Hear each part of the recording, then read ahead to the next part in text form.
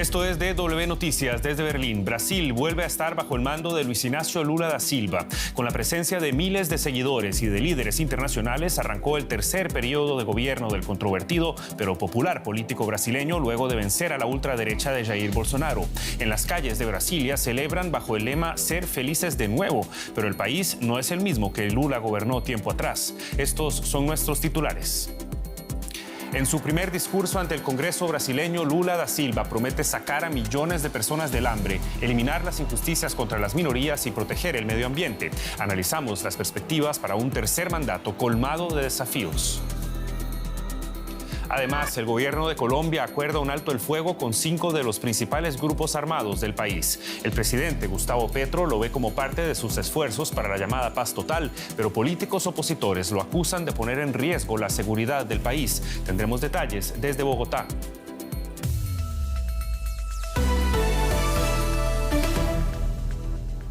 Los saluda Javier Arguedas. Feliz Año Nuevo y gracias por informarse con nosotros. Brasil se convierte este 1 de enero en el más reciente país latinoamericano en dar un giro político a la izquierda. Luis Inácio Lula da Silva fue investido este domingo por tercera vez como presidente del país en una ceremonia en el Congreso de Brasilia marcada por la ausencia de su predecesor, el ultraderechista Jair Bolsonaro. Luego de recorrer la alfombra roja para su primer discurso ante el Congreso, Lula celebró lo que llamó la victoria de la democracia, que le permitió ganar las elecciones de octubre a pesar de lo que llamó amenazas del movimiento alrededor de su rival, quien aún no acepta su triunfo. Bolsonaro, ahora expresidente, no asistió a la ceremonia y salió del país 2 días antes del fin de su periodo de gobierno. Una veintena de jefes de Estado acompañaron a Lula durante su investidura, el mayor número para una toma de posesión en Brasil. Washington envió a la secretaria del Interior, Deb Haaland. Se trata de la primera indígena en un gabinete estadounidense y de una dura crítica de Bolsonaro. China envió al vicepresidente Wang Qishan. En representación del Estado alemán acudió el presidente Frank-Walter Steinmeier. Y a pesar de que Lula da Silva cuenta con 2 periodos de experiencia en el poder y habilidad para negociar, enfrentará desafíos inmediatos mayores a los que tuvo en sus otras 2 presidencias, tras las cuales dejó el poder con una inusual popularidad del 87%. El flamante presidente de Brasil, Luis Inácio Lula da Silva, asumió por tercera vez la presidencia del país sudamericano. A pesar de los temores en materia de seguridad, el nuevo presidente brasileño desfiló en el icónico Rolls-Royce descapotable desde la Catedral Metropolitana hasta el Congreso, una tradición establecida desde los años 60. Miles de simpatizantes acompañaron su camino. En lugar del aumento de la pobreza, el hambre y la destrucción, el legado del gobierno anterior, traigo al pueblo de Brasil un mensaje de esperanza y un nuevo comienzo. Un nuevo comienzo que se basa también en tender nuevos puentes con el extranjero y la colaboración y ayuda de otros países. El presidente de Alemania, Frank-Walter Steinmeier, fue uno de los mandatarios que asistió a la investidura. Puedo decir que el gobierno alemán ya ha decidido poner 35 millones de euros a disposición de la región amazónica. Pero el nuevo mandato de Lula estará marcado por enormes desafíos. El primero, recomponer a un país fracturado entre sus partidarios y los simpatizantes de Bolsonaro. La victoria por menos de 2 puntos de Lula en los comicios de octubre es una muestra más de una sociedad enormemente polarizada. Pero los retos no acaban aquí. En el plano económico, Lula tratará de reactivar una economía que aún no se recuperó de los estragos de la pandemia y, sobre todo, deberá hacer frente a las consecuencias sociales de la crisis.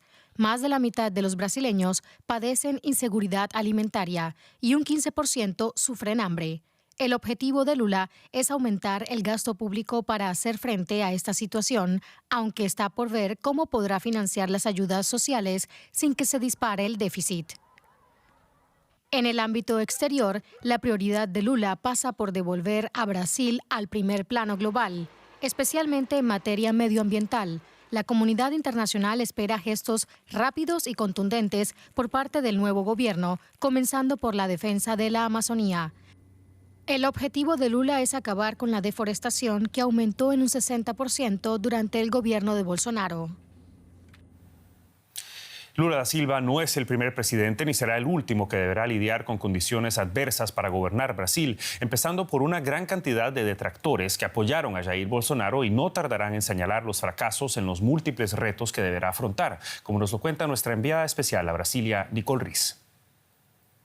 Lula da Silva toma posesión nuevamente, pero esta vez en un Brasil cambiado, con más pobreza, más división y una selva amazónica a punto de colapso.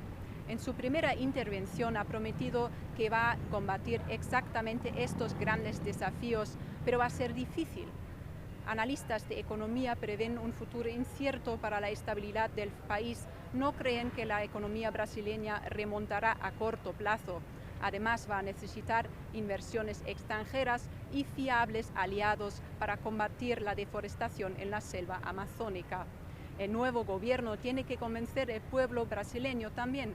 Lula da Silva ha llegado a esta presidencia con solo una ventaja de 1,8% y para casi la mitad de los brasileños, él aún no es su presidente.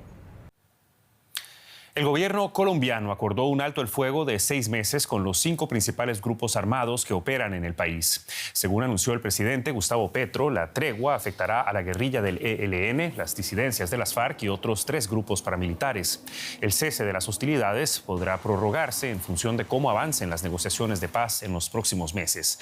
Además, se establecerá un mecanismo de verificación que contará con supervisores internacionales.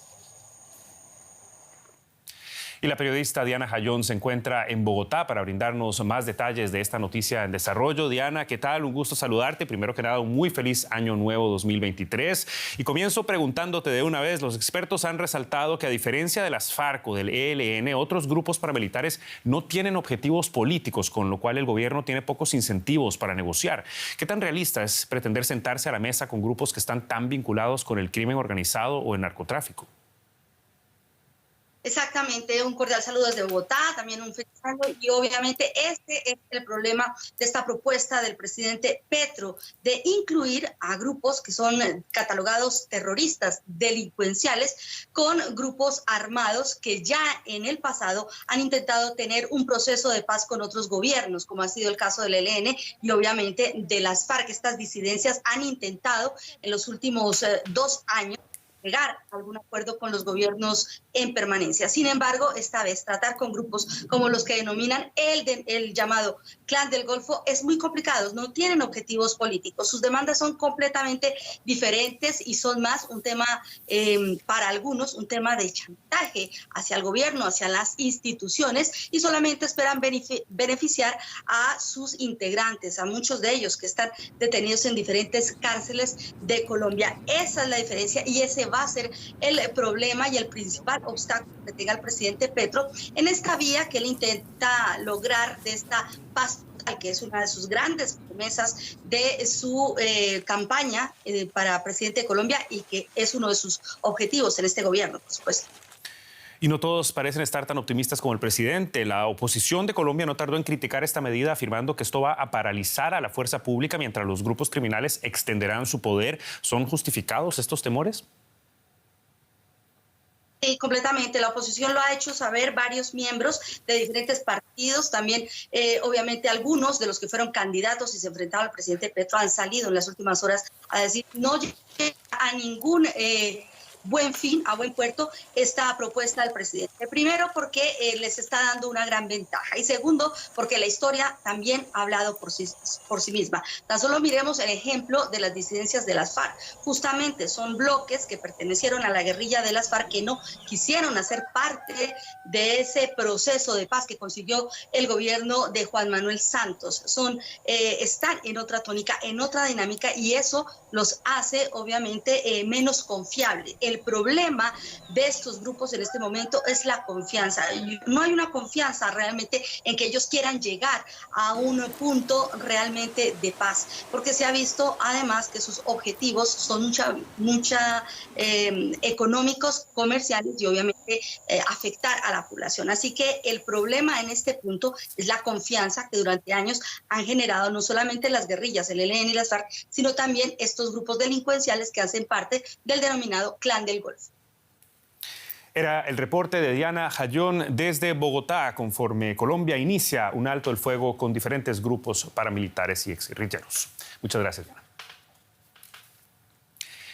La población de Ucrania no entró al Año Nuevo con la ligereza que se observó en muchas partes del mundo que lo celebraron. El ejército ruso lanzó un nuevo ataque con misiles y drones también este 1 de enero, desde poco después de la medianoche. Las sirenas antiaéreas han seguido sonando hasta esta hora. El presidente Volodymyr Zelensky, sin embargo, se mostró optimista y calificó de triunfo la respuesta de sus fuerzas de defensa. Año nuevo, un nuevo día y nuevos resultados. 45 drones fueron derribados en la primera noche del año. Doy las gracias a nuestra Fuerza Aérea, a los pilotos y a las tropas de las fuerzas antimisiles y también a las fuerzas de defensa antiaérea que derribaron otros 12 drones iraníes. Bien hecho, muchachos. Croacia abandonó este 1 de enero su divisa la cuna para adoptar la moneda común, el euro. Así se convierte en el 20º miembro de la eurozona luego de cumplir condiciones económicas para ingresar. La presidenta de la Unión Europea, Ursula von der Leyen, viajó a Croacia para celebrarlo. También el país se convirtió en el número 27 de la zona Schengen, que permite a millones de personas circular sin necesidad de pasaporte. Una cita para conmemorar un nuevo capítulo en la historia de Croacia. El primer ministro croata y la presidenta de la Comisión Europea, Ursula von der Leyen, celebran tomando un café el fin de la cuna croata, pagando por primera vez con la nueva moneda de Croacia, el euro. Croacia es la 20ª nación en unirse a la eurozona. Los líderes esperan que el nuevo estatus refuerce los lazos con otros Estados miembros y con el Banco Central Europeo.